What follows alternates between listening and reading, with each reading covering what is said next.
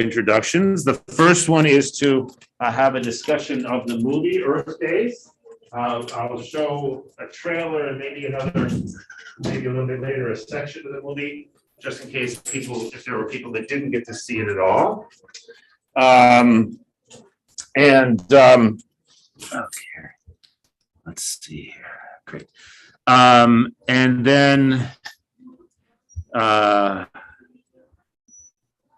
then what we also wanted to do, this was Gene's suggestion, I think it's a good idea, is that, of course, Earth Day is coming up in a month, and we probably will want to have some kind of a celebration, commemoration, action, and I am very open to hearing from people about your ideas. And maybe Jacob, you get the microphone out.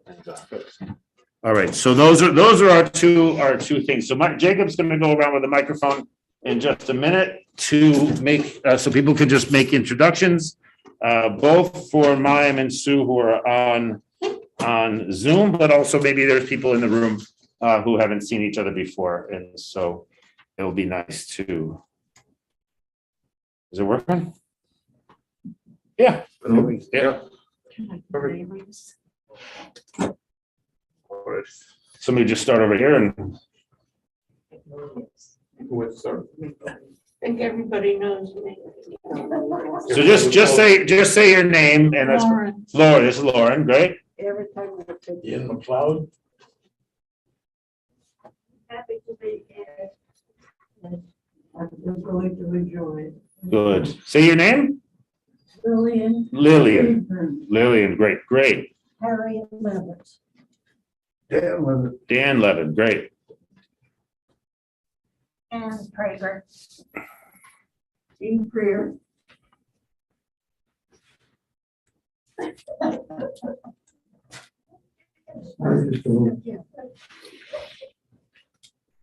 Nikki Vargas.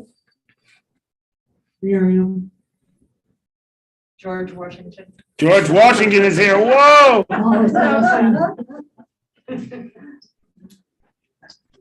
Conti Rabinovich. Alja Hoot.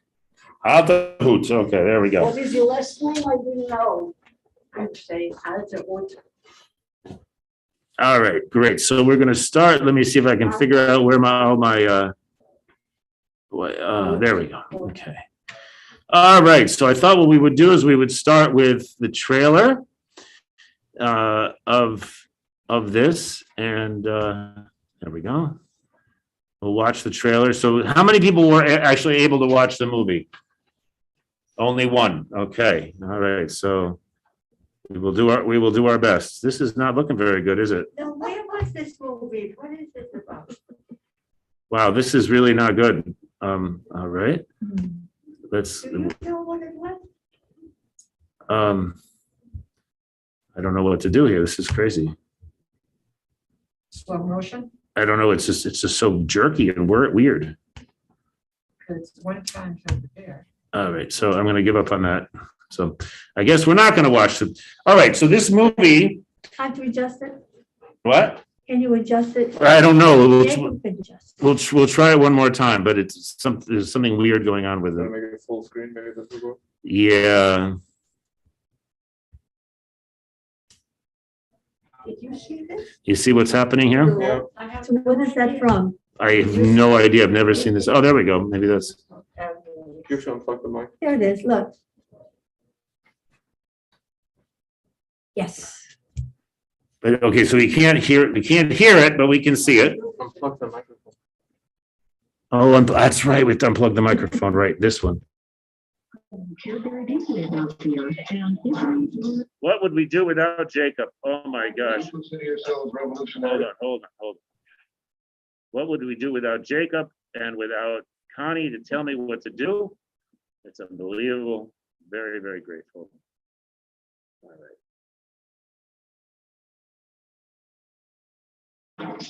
What we were trying to do is to create a brand new consciousness. This is unbelievable. I apologize. Okay, there we go. Do you consider yourselves revolutionaries? Is this a revolutionary movement? What we were trying to do was to create a brand new public consciousness that would cause the rules of the game to change.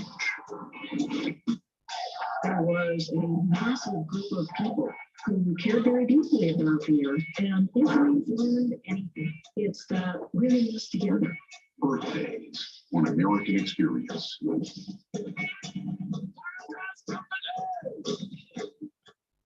All right, great. And then, and I think I'll show, since we're doing this now, I'll show one more from it.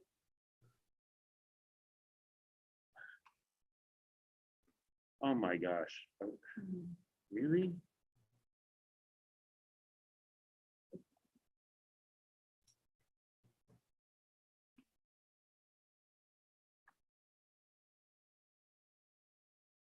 There's a typo in www.pbs.org.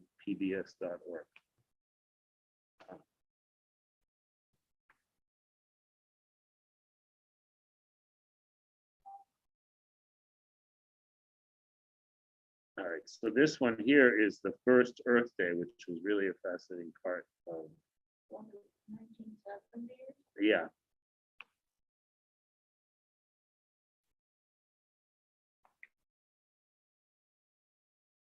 Earth Day demonstrations began in practically every city and town in the United States this morning, the first massive nationwide protest against the pollution of the environment. In Washington, there was an awesome Earth Day warning from a government scientist. Dr. J. Murray Mitchell said pollution and overpollution, unless checked, could so warm the Earth in 200 years as to create a greenhouse effect, melting the Arctic ice cap and flooding vast areas of the world.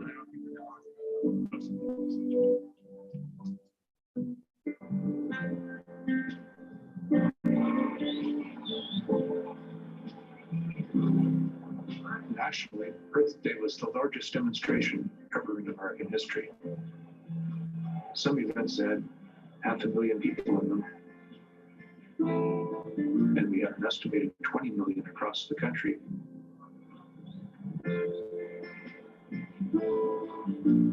Some quarters saw more than coincidence in the fact that Earth Day occurred on the 100th anniversary of the birth of Lenin, the father of Soviet communism. The Comptroller General of Georgia, James Bentley, sent out $1,600 worth of telegrams warning that Earth Day might be a communist plot.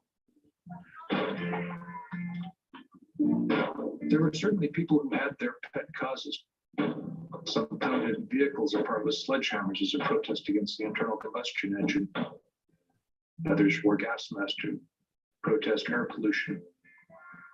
But also there was an almost celebratory thing, as though suddenly we were awakening to a new set of opportunities. They are talking about emission control devices on automobiles, while we are talking about bans on automobiles. We are challenging the ethics of a society that with only 6% of the world's population accounts for more than half of its utilization of resources. Our country is stealing from the poorer countries of the world and from generations as yet unborn.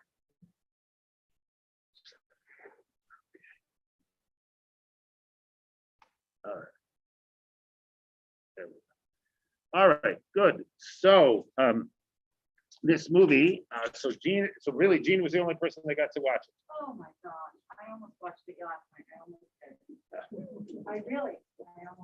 did. Oh, I'm not sure that this counts as horseshoes in terms of almost, but yeah, so, oh, thank you, Jacob. All right, so stop the share and we will go back. Okay. Mayim, were you able to watch it? Yes, I did. I thought it was really great. Yeah, so I really do strongly recommend it. You don't actually, I wish I had realized this ahead of time. You don't need to go to Canopy. You just need to go to the pbs.org, look for Earth Days. It's even easier. I mean, Canopy is pretty easy, but pbs.org is even easier. So I can put it on, I guess, after I can't really leave my computer though. But I would say, Mayim and Gene obviously will disagree with me if they do. I actually thought the movie was worth a look. I thought it was very interesting in terms of the the history. I mean, in terms of the history of Earth Day, it was interesting, but just in general, sort of the history of how in this country, right, there came about a kind of a consciousness that we no longer could continue with the sort of assumption that resources were endless and that the damage of pollution would not succumb to some kind of cumulative. And so there was this, in the wake of Earth Day, there was a lot of activity that happened in the early 70s, political and otherwise, that set a lot of good things in motion. It also, as often happens, when there is a fair amount of progress on a particular issue, right, it also sets about a backlash.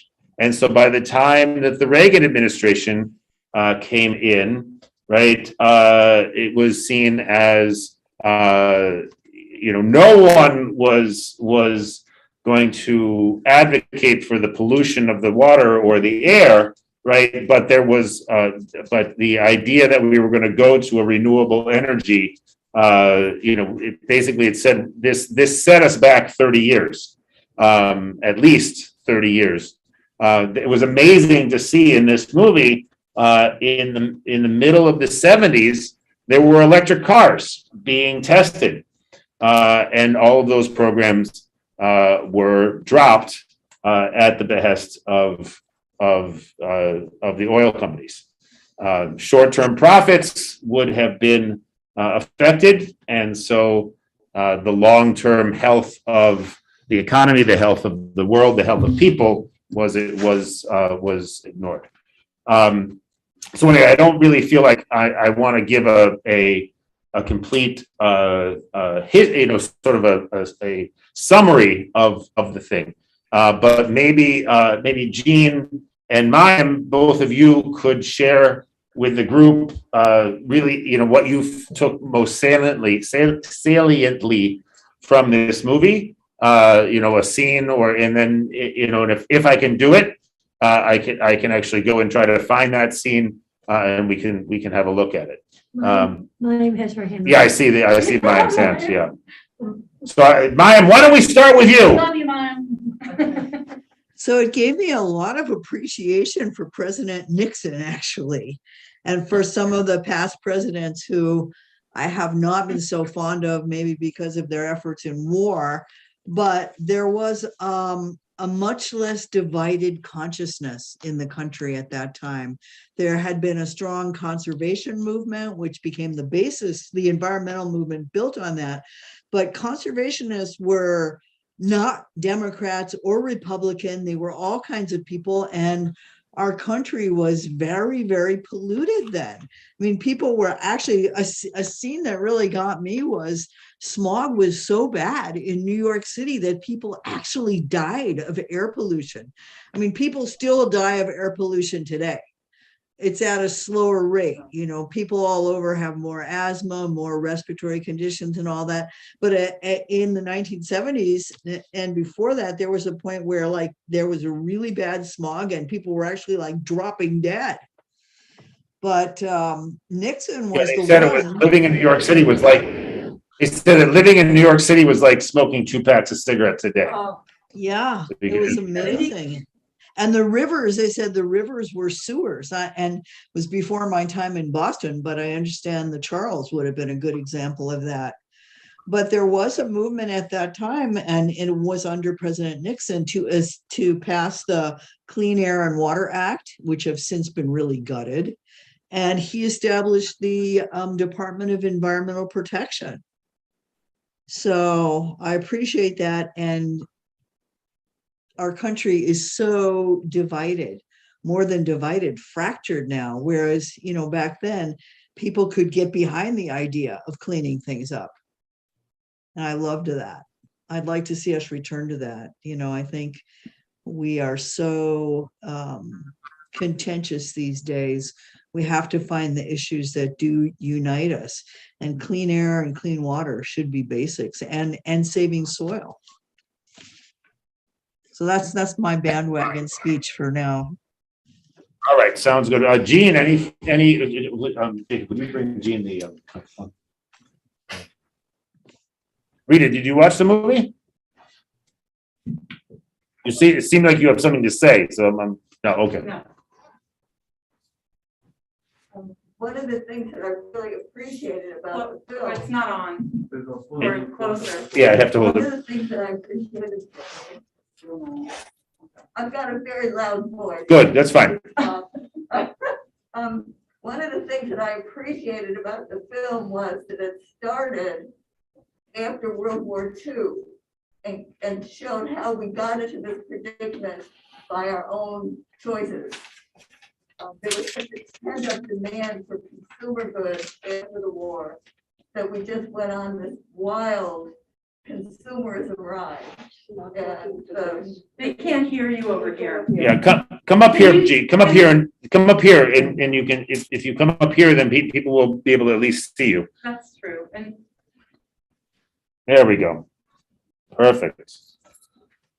can you start again? Do you mind? is this working now? Yeah, Is it? yeah, just, let me see if I can make it a little louder. No, this is as loud as it goes, Jacob, okay. Yeah, just put it right up next to your face. One of the things that I really appreciated about this film was that it started right after the Second World War, and as Connie would say, there was an arc to it. So after the war, there was a tremendous pent-up desire for consumer goods, and the nation just went on this spree of manufacturing and selling and buying.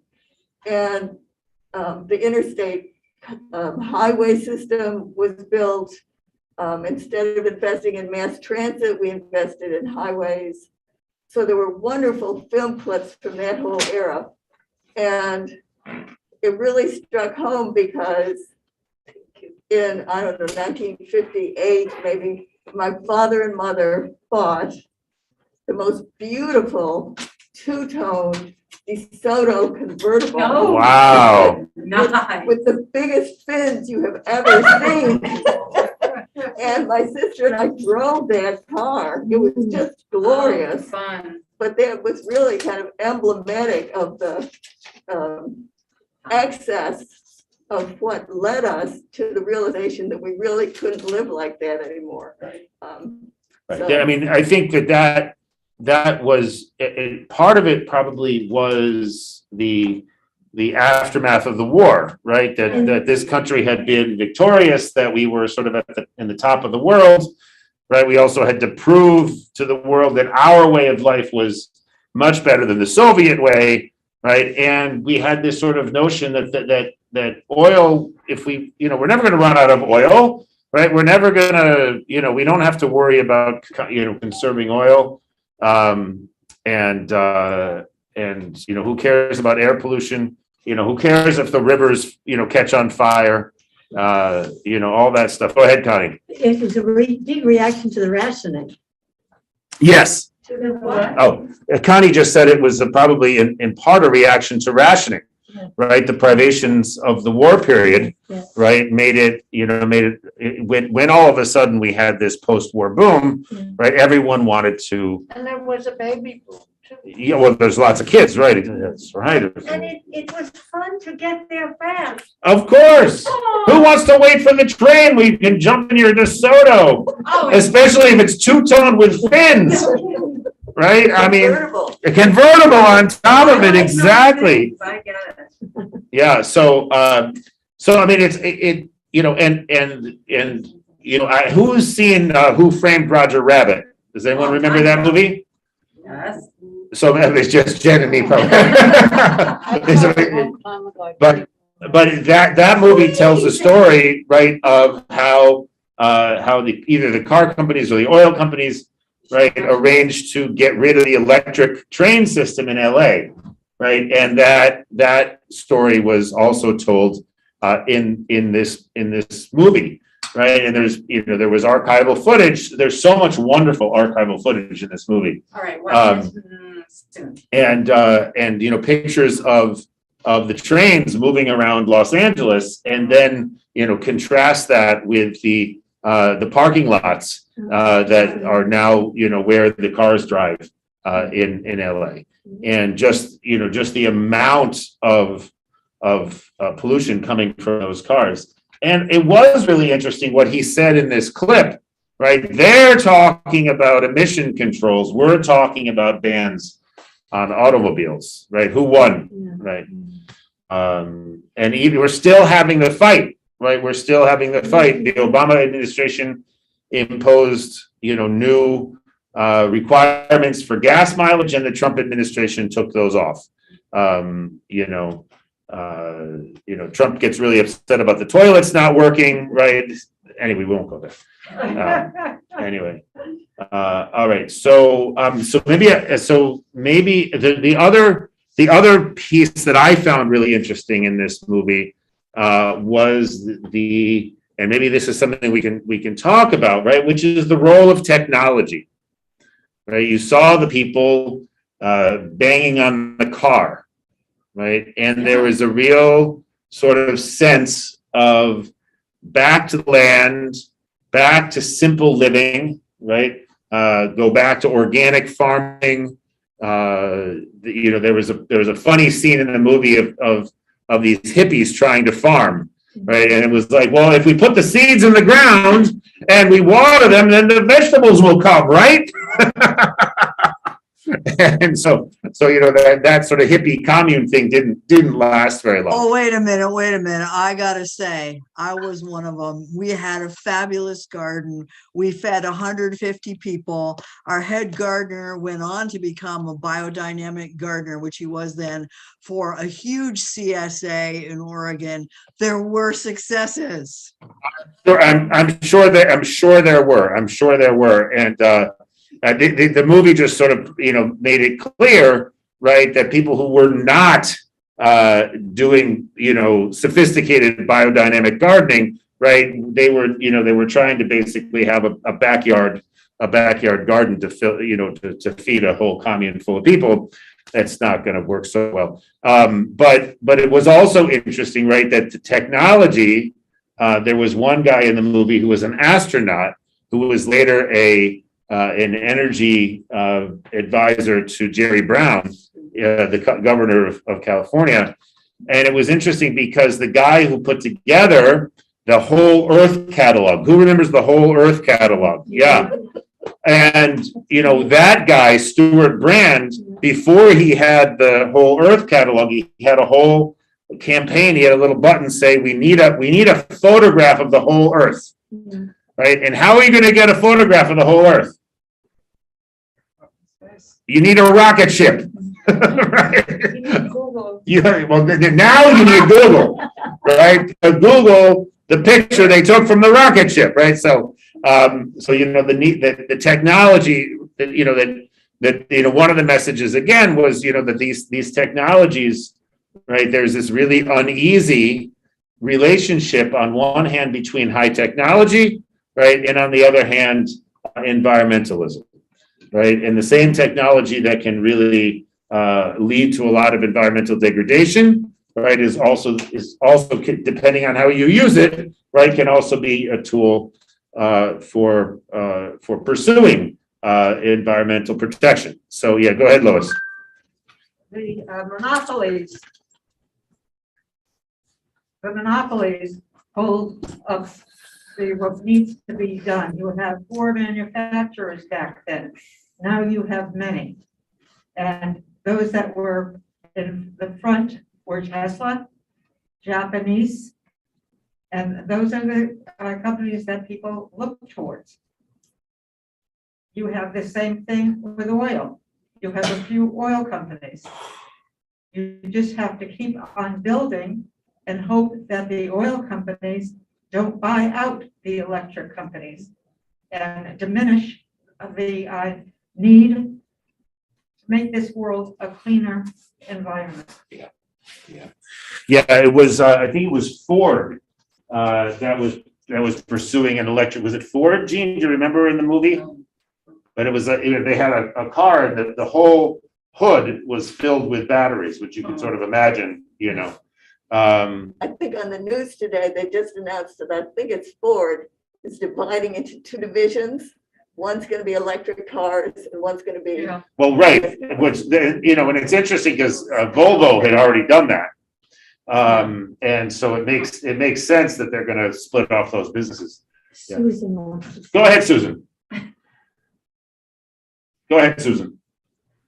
I didn't have any comment on that, I'm sorry. That's okay. Did you have a comment about something else? Well, actually, I did see the movie and I thought it was very good. It was a little bit longer than I expected. A lot longer. Yes. And, you know, it sort of brought me back to that period, you know, starting with the 50s, when people were into consumerism. They were looking to move to the suburbs and get this latest model of whatever car was being offered, and how people were very materialistic at that time. And then I remember urban renewal in Boston, and how the city started to look a lot better, how they cleaned up the Boston Harbor, and how people started to become very interested in conservation. I remember going to the Earth Day events, not all of them, just a few. And that's when I started to get interested in conservation. And I was kind of surprised that the movie ended with Ronald Reagan's comments. I thought it would go a little bit further. And I was hoping that it would touch on Al Gore and his documentary, An Inconvenient Truth, because that shows that even after the Reagan administration, there was still a lot of interest in conservation. Yeah. So all in all, I'm really glad I watched the movie. I really got a lot out of it. Good. Thank you, Susan, for that. That's really, really helpful. And to point out, right, that even though Reagan was, I think, on the whole, a very bad, a bad president for the environmental movement, right? Even so, he had to make appropriate noises, right? It was you know, and in this, you sort of begin to get the sense of how we have today, right? That every corporation, right, is environmentally conscious and sound, right? And we know that a lot of that is malarkey, right? But we don't, it's, you know, this is when it becomes, you know, as soon as it becomes cool to become, you know, environmentally conscious, right? It means that some people are going to just be paying it lip service and other people are going to be really taking it seriously. And it can be very difficult sometimes to tell the difference. Go ahead, Lois. Agreed. 100%, right? The difference between Reagan and Carter, right, in those two eras, right, was that, you know, the thing that Reagan said, right, that won the election for him. I mean, there were many things, of course, that won the election for him.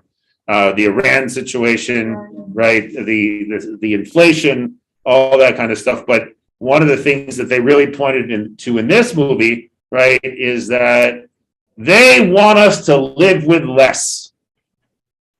Right? They want us to live with less.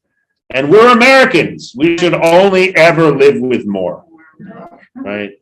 And the degree to which that was, I think, really an effective rallying cry for a lot of people. A lot of people didn't want to live with less. Right? A lot of people didn't want to tighten their belts and do what was right for the economy, for the environment, especially if you were told that we could still do right by the environment and not tighten our belts at all. So,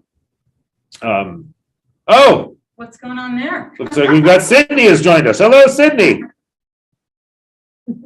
Now we've got, Yes, Sydney is joining us. great. We're trying to get the camera set up so you can see it. Okay, not a problem. Sydney, put it close to that chair there. We're all sit. This rather, this guy, Best Place, he's figuring out how to do. Can you move that way, please? Yeah. No, I do think the electric car is gonna be I a need for you big, to move this way a little bit. is gonna be a big factor, right? Removing all of that, on the other hand, as my son, Sydney, wait a minute. as my son likes to say, there are environmental compromises that are made in order to make the electric cars, right? That they need heavy metals, they need things that are not easy to get from the earth, and so there's environmental degradation in the mining. There's economic exploitation in the mining for these things. So unfortunately, there's no silver bullet on these things. That being said, yes, I mean, I think, there's a lot fewer emissions coming from electric cars than from regular cars, to be But they, sure. at one point, they did make it that certain cars, like at a certain point, they had to make cars less toxic or whatever. Yeah. I've forgotten which year. Yeah, I forget also, but, and probably Biden will reinstate them, and then if we have a Republican president next, he'll probably take it away, because Americans want their F-150 trucks and they don't necessarily want the electric ones. So, although electric cars, if anyone is still driving, I can say that electric cars are really fun to drive. They are? Because they are very, very quick. They don't weigh nearly as much as a regular car, and the motor just turns on. So they're very, very fun to drive. So I don't see a problem with electric cars, except for the fact that you can only go about 200 miles and then you got to recharge. It's scary. They're scary, I think. Yeah. Scary? Yeah, go ahead, Lois. I'm not certain scary, but when I was in Israel, there was a Tesla next to me and the man was sleeping behind the wheel. Ha! Oh, yeah. That's scary. Yeah. While he was driving? Yeah, so there was a man sleeping while his Tesla was driving for him. Automatic. But if you think of Israel and the way that they handle the environment, they're very much environment conscious. Right. No, it's really this country, I think. This country is really an outlier in so many ways, right? It's, there pretty much no other advanced economy in the world, right, thinks that healthcare is a luxury item, right? No other country in the world has big fights, right, about whether, advanced country, has big fights about whether or not, environmental protections are, no one else is fighting about whether or not climate change is real, right? Among our peer countries. That's only us, right? So, it's one of those great times to be an American. Yeah. Right. So unfortunately, we are, and now, of course, we've got, Biden is hoping, of course, that we can be united in the face of Russian aggression in Ukraine, but that doesn't seem to be. It seems that that we have people on the other side of the aisle who are more interested in taking him down than taking down Putin. So this country is very, very unusual in a lot of ways. Yeah, go ahead, Jean.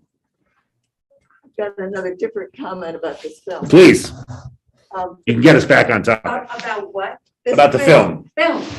It's structured around 9 pioneers in the environmental movement. And it was made in 2009. So it's not up to date. And well, even in 2009, it wasn't up to date because it really looked from post-war to mid 80s. And that was its period. It really, yeah. And one of the telling things about that was that all 9 of them were white. Yes. And only 2 of them were women. Right. And I think one of the ways in which the environmental movement missed the boat was that it became associated with Men. white people, hippies, Oh, yeah. anti-war people, and not the kind of mass Not of. Mother Earth. Right. Right. And I'll say, so I was so aware of that, Gene. When I was watching it, it was really bothersome to see all of these white faces. And every once in a while, you would see a black person, you know, in one of the I'm sorry, the Meetings. just the footage. What do they call the archive? You see a black face in the archival footage, and you know my brain would scream. The black people had it so much worse than the white people in terms of where they lived, in terms of where are factories located, where are big time polluting plants located. You know, the asthma rate is so much worse among African American kids than it is among white kids. And that wasn't touched on at all, even in 2009. The other thing that really I noticed was that there was a big emphasis here on population control, right? Which also is very much an upper class white thing. Like, Lie, isn't it? A lie. I just want, interesting you bring that up because I listened to, and I don't know, I listened to this Canadian guy, I can't think of his name right now, but he talks about how that's a lie. It's a population control is a lie that's been told to us. In fact, we need people to be having more babies because there's not going to be enough young people to take care of our elderly people. Like that's in fact, I can't think of his name, but. well, the guy that's in the movie is named Paul Ehrlich. But that's what I thought for years. For years, I'm like, Right. mouthing off about population control. You know, I'm not okay. I don't meet the man that I'm going to have babies with because I met him and he's not my life. So it's okay, you know, anyway. Yeah, so, yeah, go ahead, Lois, and then I'll say something. Okay, population explosion is within the minority as far as the class of people. Right. We're not talking about the wealthy. They have a control. The poor ones don't have any access to birth control. They have more children. They cannot take care of them. Yeah. Well, It is not going to generational. be, it is not going to be that they are educated and can take care of parents. Well, I mean, I think, I'm going to interrupt you, Lois, only because I think that the situation is much more complicated than that. Oh, yes. And I think that, you know, the one of the women that was featured, right, her only claim to fame was that she gave a speech as a college graduate claiming that she would never have children. And at the end of the movie, it said, oh, she never did have kids after all. I mean, like, I mean, whatever. But I do think, right, that, I mean, I do think that access to birth control, right, reproductive health care is not the same as population control. That's correct. Right. Yeah. In the Soviet Union, right, abortion was birth control, right? And that was the primary form of birth control. You get pregnant, you didn't want the baby, you'd have an abortion, right? That's not great, right? That's not a great outcome. China tried to control population, and right, what do we have? We have a population that's like 2/3 at least men, right, who have no one to marry. I mean, it just seems so anyway, it just seems to me that it goes to your point, Gene, right, that these sort of wacko, fringy ideas, right, are not ones that are going to necessarily bring along the masses of people who want to have kids. What about anybody read an article about the wealthy that are controlling the environment in a bad way? Where is their head? They think only in terms of the boardroom. They don't think in terms of their families and extended families at all. Well, this is a legacy of the 80s, right, when there was a sort of a redefinition of capitalism, right, where what became important was shareholder value, right, which means to maximize profits at all costs, right? The greed is good idea that we had in the 80s, as opposed to looking at the larger issues present, that, obviously if a corporation is going to be akin to a person, right? A person is not only about making money, Oh. right? So, go ahead, Jean, do you want to say something? I guess the only other comment I'd make, not related to that, was that in the clip you showed from very early, the 1970s, the news person actually used the phrase climate change and global warming, and said in 200 years, the planet might be, the glaciers might be melting. Well, it was a lot faster than 200 years, and a lot of government scientists knew that. And so it was pretty shocking to see how much they knew back then and how little we did about it. Right. And well, how little we paid attention. Because he said, there was a stark warning in Washington from government scientists. Clearly, those warnings were primarily heard by lobbyists who realize we've got to push these off. So it is really a mixed legacy, right? That's what this movie shows, is the mixed legacy of this movement, right? It had tremendous success and power, and also, it feels like so many lost opportunities. From the 70s into, to see what Nixon and Ford were saying, which is just not that much different than what Carter is saying. And then you get to Reagan, and it's astounding. So. New Haven made an impact.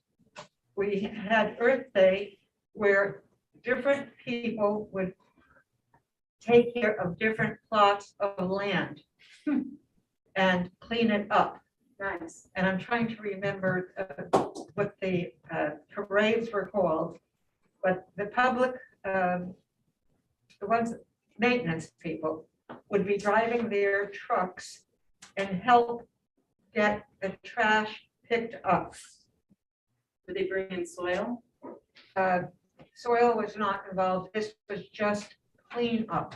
Right. Okay. Yeah, no, there was an article that I saw about people now. It's funny because my friend in Connecticut does this. He takes a run, he runs for about 5 miles, and then the last half mile from where he stops his run to his home is on a kind of a highway. It's not really a highway, but it's a fast road, and people toss stuff out of their cars all the time. So every week he walks by, and he always brings a trash bag with him on his run. And he slows down and he walks the rest of the way picking up trash. My dad used to. Mike Dukakis did that. Yep, every Michael morning. Dukakis still does it. The last time I saw him, he was in Nevett Park. He was picking up trash along the way. Right? He's amazing. He's amazing. All right, so I think now is a good time to shift over. Thank you, everybody. I will try, if we do, the next time we have one of these. The next time we do a movie, I will try to make sure that it's a YouTube movie, so that people can watch it more easily. Canopy seems to have stymied a lot of people, so I'll try to make sure it's on YouTube. This was very good. What? Yeah, good. Thank you. Yeah, Ann, you want to say something? I just wanted to ask you, what was it, PBS, that you could see the movie? Yeah, if you go to pbs.org, right, and put in Earth Days. You will be able to find it. It was an American Experience film. An American Experience, right? Yeah. American what? American Experience. Yeah. And then, so I also, Jean's suggestion, which I think is a very good one, is that Earth Day is coming up. I don't know the exact date. April 22nd. Thank you, April 22nd. So after Pesach. So after Passover is done, actually it's in the middle of Passover, I think. So Passover and Earth Day together. So there we go. Yeah. All right. So any thoughts about what this community might do for Earth Day? It can be something that's just this building, or it can be something that would encompass all 3 of our buildings. Is Brookline going to do anything? I have no idea. I'm sure they are, but I don't know. Maybe TBZ might do something. TBZ might do something, right? But if you had, Around Brookline, you know, the same thing of picking up trash. I was thinking about it before the pandemic, but now it's really terrible. So I don't Yeah. know what Brookline's planning, but we could sure use that, or even a pickup around, you know, the block that each of the buildings is on. yeah, I love that idea. But you know, I also understand that it's not like super comfortable for me to bend down and pick up trash off the floor. So people who are a little older than I am might really not want to do that. But you could also just, you know, bring children and grandchildren to make them do it. So I got those pinchy things. that's a good idea. We'll get the, yeah, go ahead, Rita. We have to find someone who will organize a march to the Supreme Court. And we'll all go down to Washington. Well, the case is very important. Which case are you talking about? Pardon me? Which case are you talking about, Rita? The one that challenges the authority of the EPA. Oh, right. And it's whether carbon dioxide is a pollutant or not, right? Oh, boy. Yeah. Yeah, no, that's. You're so clear. This country, I don't know, this country, we've really, Locally. focus local, exactly, focus local. Yeah, I think focusing local makes the most sense in this case because, and even focusing hyper local. Like, what can we do even in this building, or around this building? I'm always giving suggestions to recycle things. Like, I think that they should have something, you know, because Whole Foods now takes back, you know, Amazon stuff. Right. And, you know, Whole Foods isn't that far. If we could get, you know, people to just put it into a bag and somebody take it down there. I think that's a great idea. So you're talking about the boxes? No, plastic, Oh, plastics. Oh, and they'll take it. yes, Oh. because Whole Foods is now. Right, owned it's by it's an Amazon And thing they have bins there for plastic. that comes in Amazon packaging. That's an amazing idea. Didn't our supermarkets used to take back our plastic bags? They do, they still do. I don't think so. Well, Wegmans does. I don't know about Star Market, but Wegmans definitely takes back Plastic bags. plastic bags, but you have to take them into the parking garage and find the proper bin. And so, you know, it's not simple. Why Stop and Shop doesn't do that anymore. Yeah, they're required to by law. So they probably just have hidden the bin it's so that. probably where you know, like where we go, it's probably where they recycle the cans. We ought to find out Friday. Okay. Yeah, that's a good thing so those are two wonderful ideas. First of all, every grocery store you go to, figure out how to bring back the plastic bags that they give you. And the other one is for us to set up bins in the buildings to begin to recycle the plastics. The question that I would have about that is how to make sure that everything that goes into that bin is something that Amazon can take back. But yeah, the other thing I don't know is, like, will they take back other people's? Right. That's the thing that we have. Right. Go ahead, Ann. I was just thinking about those plastic boxes that have false recyclable things on the bottom, and if the things that need to be recycled could be accurately labeled, it would be very helpful. Oh, yeah, Ann, this is the whole. It's the plastic industry that sets that standard. Right. We watched a movie about that, and it was one of those movies where you're like, "Oy, Gavalt, really? Really? You did it that way?" Oh, that was so sly. Greed. I tell you, greed. Just sell more plastic, make sure it gets turned into But we little. don't- In this building, we don't recycle plastic.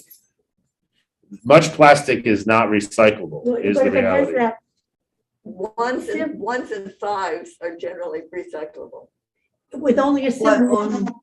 only 8% of plastic has ever been recycled. So all the energy we put into plastic recycling is pretty much not doing anything. What's the criteria? Having to have that symbol on the bottom? Yeah, 1 in 5. Go ahead, Harriet. Can we say something about Ukraine?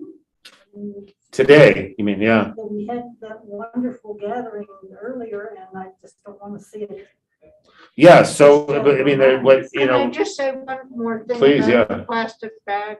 If you get Stop and Shop, Peapod, or whatever it's called now, I give them back the bags to the guys that deliver. So if you wanted me to take your bags, give it to the people that, you know, because I told them my bags I was like overflowing with bags. and he took them back. Yeah. Yeah, good. All right, so I'm very open to other ideas. I love the idea of a trash cleanup up and down Beacon Street. Let's see what else, we can look into what the town is doing, what kind of programming the town will offer that day. And, you know, it's the 22nd of a weekday? April, Friday. It's a Friday. Okay. I guess it's a fixed feast. Yes. And it's always the 22nd regardless of the day. Okay. You'd think I'd know that, but. Okay. All right, thank you, everybody, very much. Next month, we're gonna hope to have a speaker, right? Okay. Next month, we're hoping to have a speaker, and then the next thing after that will be Earth Day. So if you do have other ideas for Earth Day, please feel free to bring them to me or to Jean, and we'll put them in the hopper. All right. Thank you. Thanks, everybody. Thank you. Thank you, Rabbi Jim. Thank you, Jean. Thank you, thank you, Sydney. Modern poetry. I think I'm gonna show this film for our. Used to live in our building. Okay. In April. He was what? A psychiatrist. Oh, okay. Oh, I think He moved, someone else told me about he him. moved to an assisted living. Oh, okay. This is great. Thank you. But they do take recycled things.